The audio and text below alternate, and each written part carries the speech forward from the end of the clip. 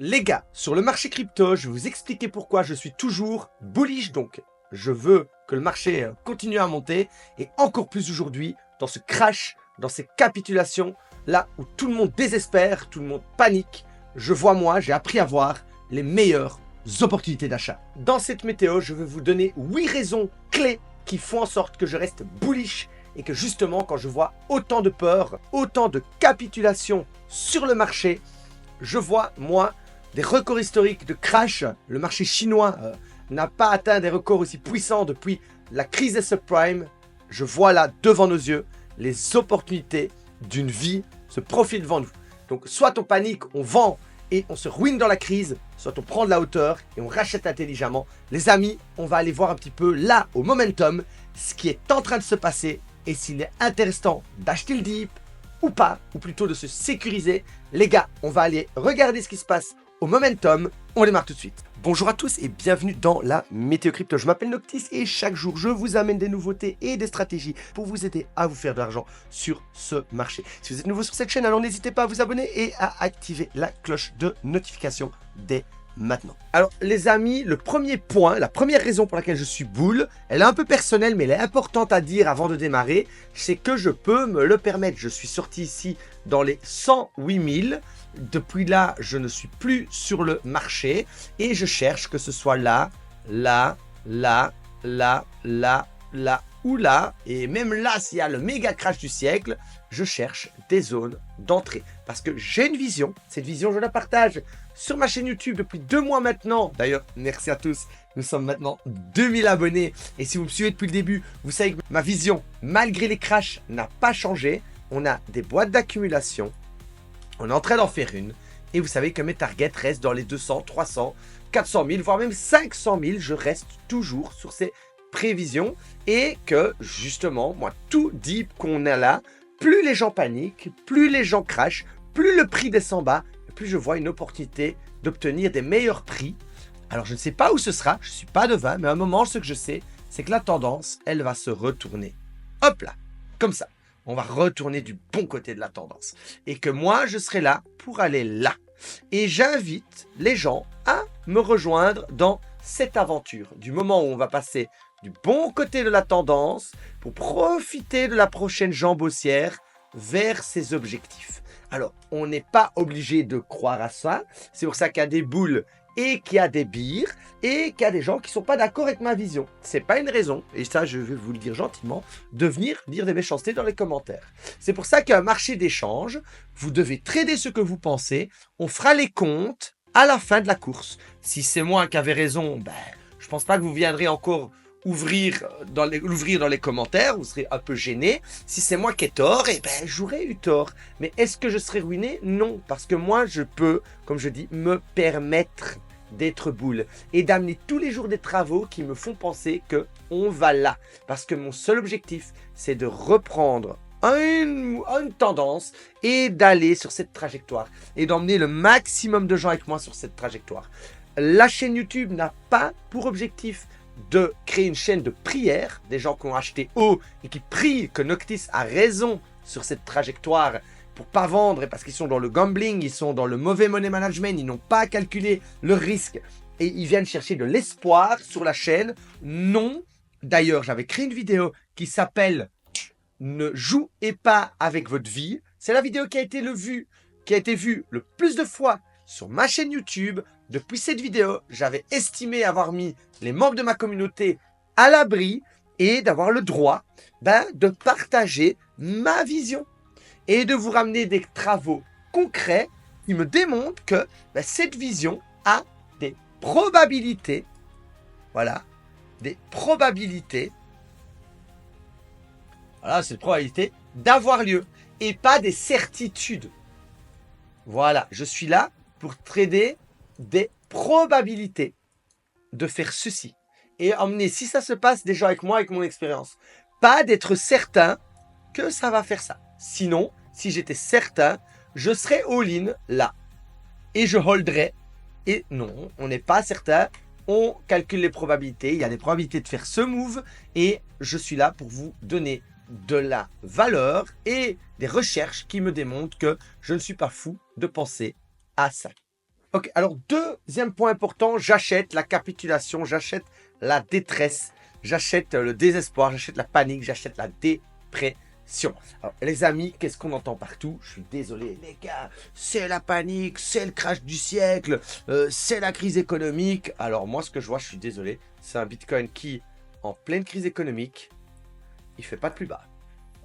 Donc, je suis désolé, comment on peut être beer quand on sait que le marché chinois atteint des records de crash historiques depuis vraiment 2008, la crise des subprimes, que tu as tout le marché mondial qui est en train de dévisser et tu as Bitcoin qui reste en l'air. Je suis désolé, mais comment peut-on être bearish à part en étant fou et que tout le monde est en détresse?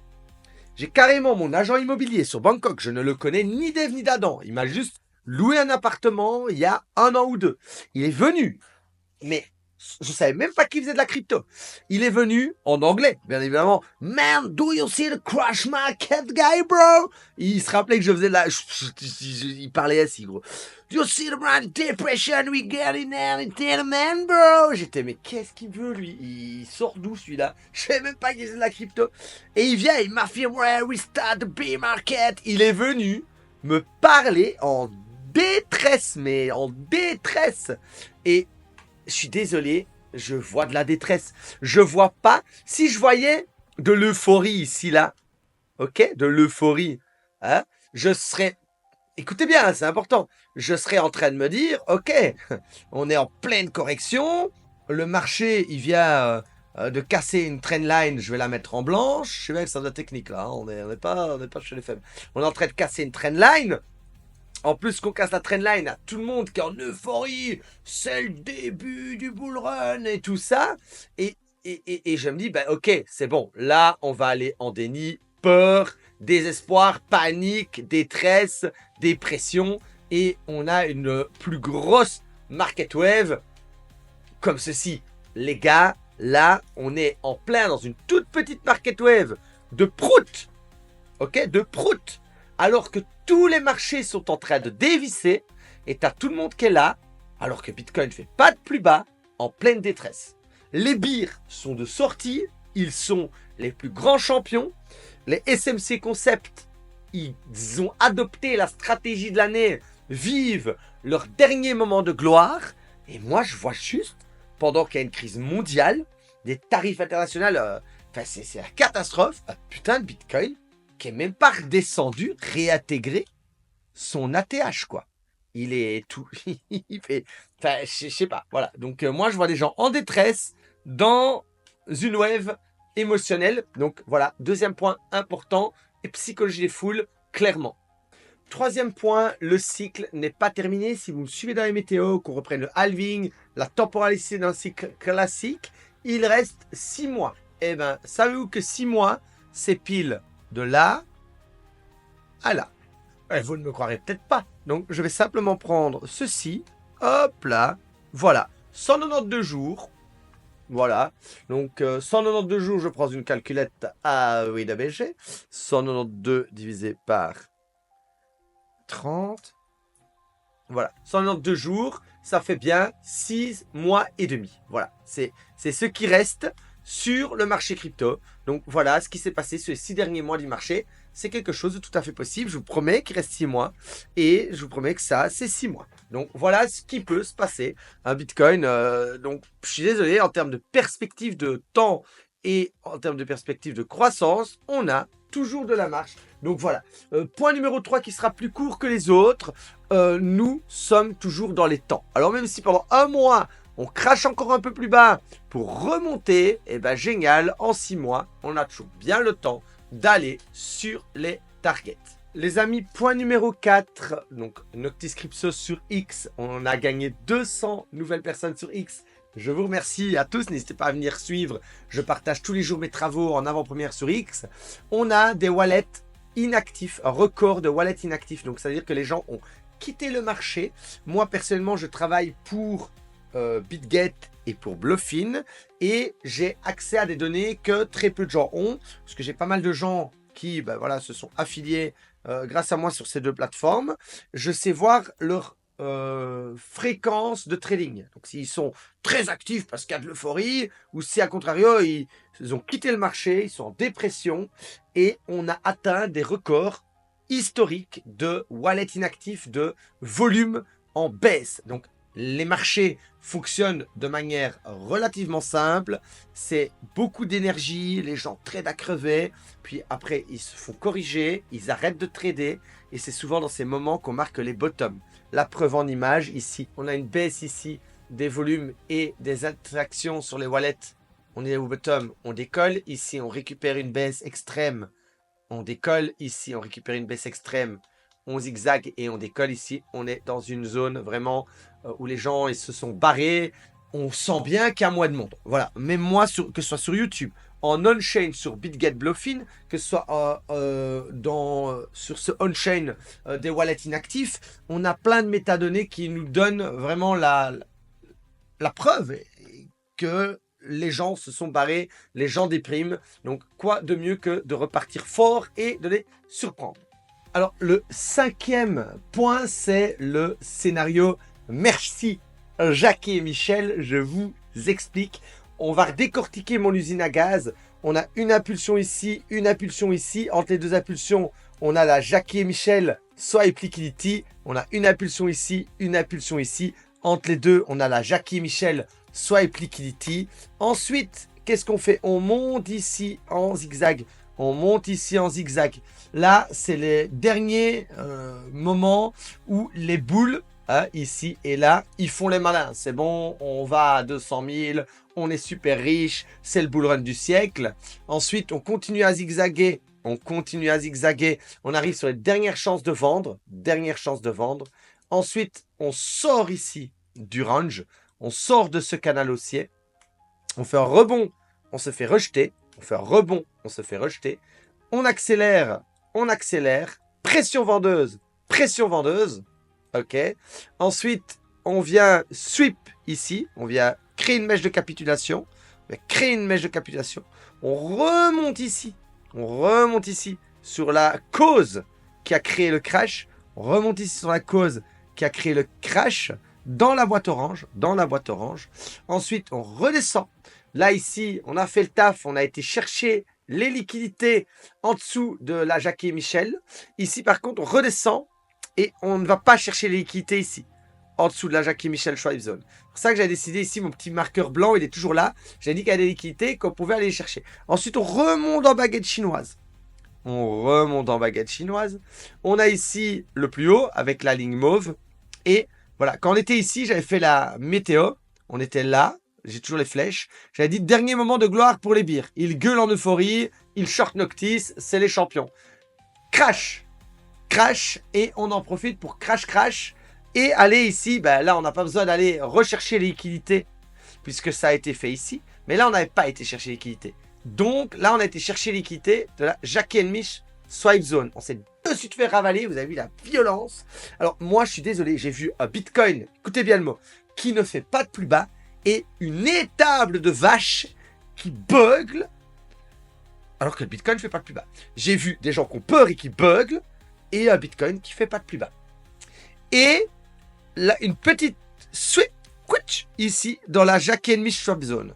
Donc ça m'étonnerait pas qu'on soit là, comme je l'avais dit, voilà, et que dans quelques jours on va revoir la montée, on va remonter ici, les gens vont y croire, et on vient reprendre, comme on a dit là, on vient resweep la zone mauve, et ensuite là c'est là que je vais bourrer. Si on vient ici, hop, là c'est là que je vais bourrer. Je suis toujours sur ce scénario. Donc comme on a été sauvé pour le moment par la Jackie and Michel, je l'avais appelé comme ça, je sais pas comme ça, mais je savais que je devais l'appeler ainsi.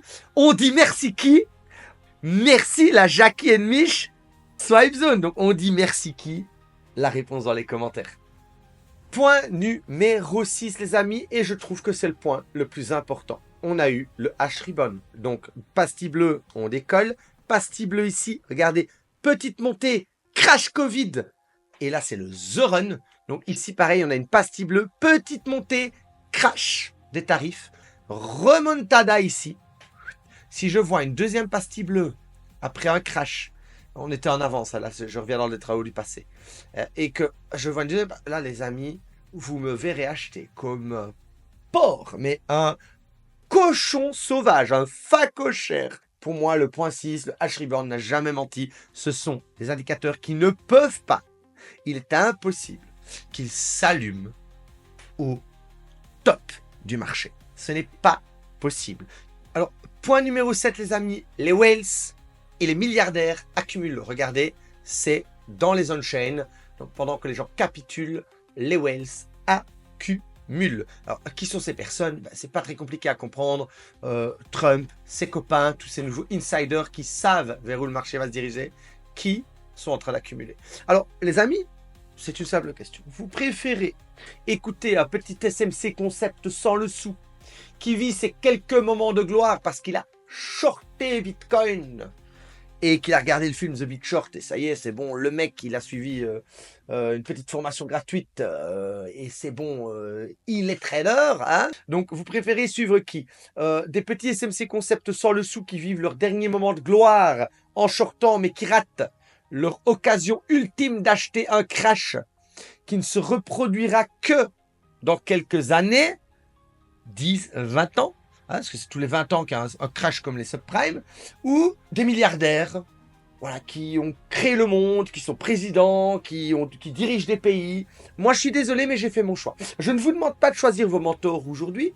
Je ne vous demande pas de faire un choix sur qui vous devez suivre. Je vous dis juste que moi, j'ai fait mon choix. Voilà, j'ai fait mon choix, je suis les milliardaires. Après, voilà, je vous donne juste mon point de vue. Je ne conseille pas d'investissement, mais moi, j'ai fait mon choix. Clairement, les amis, le point 8, c'est qu'après un crash, on repart toujours. Alors, même si ce crash devait être plus profond, on repart toujours. Et justement, on tire sur l'élastique, on tue vraiment tout le monde pour repartir. Donc les amis, vous avez un crash devant vous. Mon mentor disait, à toi de voir la capitulation comme une opportunité et non pas comme un problème. D'ailleurs, on n'a même pas eu le temps de cracher que tout le marché est vert, mais attention hein, au rebond du mec qui se prend un point dans le ventre et qui... Donc on a peut-être un souffle de boule qui s'est pris une pêche dans le ventre, hein, c'est un rebond vert. Hein. Donc on appelle ça un rebond de Krillin. Je vous mettrai le gif ici. Ah, faites attention au rebond de Krillin. Hein, après s'être fait prendre une belle pêche dans le ventre. On va aller sur le SP500. Et on aurait peut-être fait le The Crash. Et voilà, on va se ressaisir ici comme là. Voilà, et c'est fini. C'est peut-être aujourd'hui le dernier jour. On va peut-être un petit peu creuser plus bas. Mais à un moment, je vais vous dire quelque chose. Ce crash qu'on est en train de vivre, il va se terminer. Il se termine ici. Ou là maintenant, il va se terminer. Et on va retourner dans un nouveau paradigme. On va retourner sur quelque chose de nouveau. Donc les amis, voilà. Je vous ai donné mes 8 raisons pour lesquelles je suis bull. Elles ne plairont peut-être pas à tout le monde. Mais en tout cas, c'est celles qui drivent mes stratégies. Et comme je vous ai dit au tout début, je peux me le permettre. Et donc, moi, je suis heureux de voir un crash parce que je vois beaucoup de gens qui capitulent, beaucoup de gens qui se font abattre.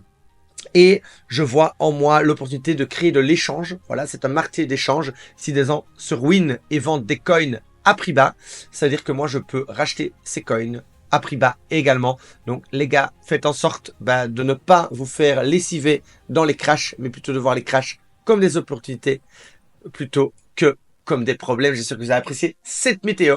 Restez bien connectés, car si on repart en tendance, vous savez que je serai le premier à vous partager quand j'achète. Et je vous remercie d'avoir regardé cette météo jusqu'au bout. Et je vous dis à demain pour une nouvelle vidéo.